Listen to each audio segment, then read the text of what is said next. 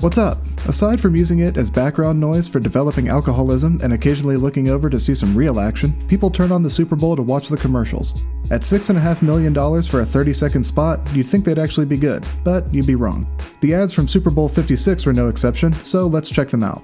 Even if we ignore the one where a robot dog jumps to its death, and the one where Guy Fieri runs a flavor-based economy, we're still left with plenty of strange ones, like this Michelob Ultra commercial where Steve Buscemi runs a bowling alley. Not only does it follow the annoying trend of cramming as many celebrities in as possible, it also tries to convince us that bowling alleys are something other than venues for fights and late-night meth cooking. The commercial also proves that no one cares about professional bowling, since every celebrity in it is an athlete, but not a single one of them is a professional bowler.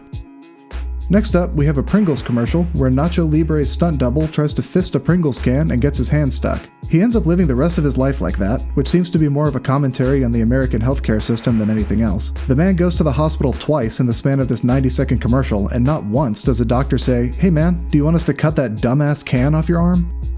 Providing even more commentary on the state of America was Uber Eats, showing that Americans see the word eat and just start chowing down.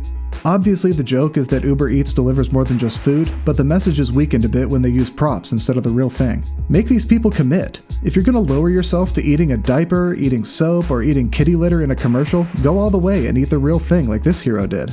The commercial also features Gwyneth Paltrow eating her $75 vagina candle, and some absolute hilarity from Trevor Noah.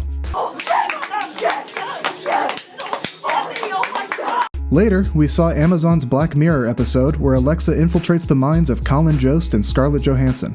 Aside from the creepiness of your thoughts being recorded by a company run by a power-hungry version of Pitbull, the commercial is mostly harmless. However, after being plugged directly into Scarlett Johansson's mind during filming, Alexa was institutionalized and is not expected to recover. What about the goal, Papa? The most depressing commercial of the night came from Facebook. I mean, Meta, whatever.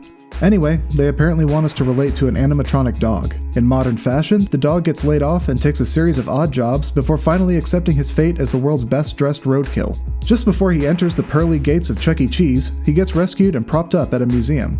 One day, a guy decides to prank him by putting a VR headset on him, and the dog is launched into the metaverse where he sees all his old friends and is finally happy again. Wasn't that relatable? Doesn't the real world suck? Aren't you glum? Well, put on the headset. Isn't that better? Why don't you get in the pod, too? You stay in there, and we'll be out here just doing what we love. Alright, that's all I've got. Like and subscribe if you enjoyed the video, and I'll see you next time.